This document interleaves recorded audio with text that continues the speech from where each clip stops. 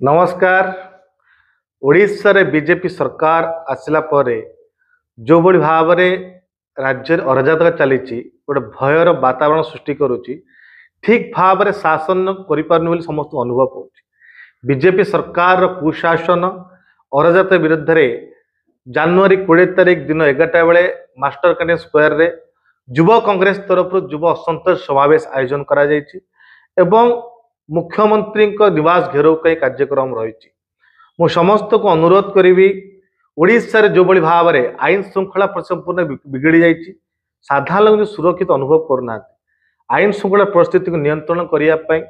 दलित आदिवासी मुसलमान ख्रिस्टियान उपर जोड़े अत्याचार बढ़ी तापर स्वतंत्र नीति आईन आनी केमिति दलित आदिवासी मुसलमान ख्रिस्टियान उपर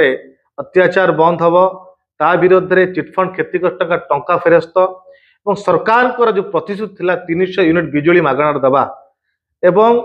दरदाम वृद्धि एवं खनि खादान लुट एवं केवल अणओडिया संस्था मान काम दे ओडिया लोकंकर पेटर लात मारिबा एवं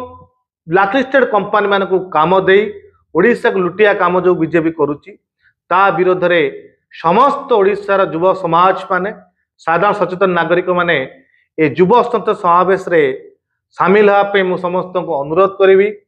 20 तारिख दिन मास्टर कैंटीन स्क्वायर कांग्रेस भवन ठारे युव असंतोष समावेश आयोजन करा जिवो जोथिरे युव कांग्रेस राष्ट्रीय सभापति उदय भानु चिफ एवं ओडिशा युव कांग्रेस कन्वेनर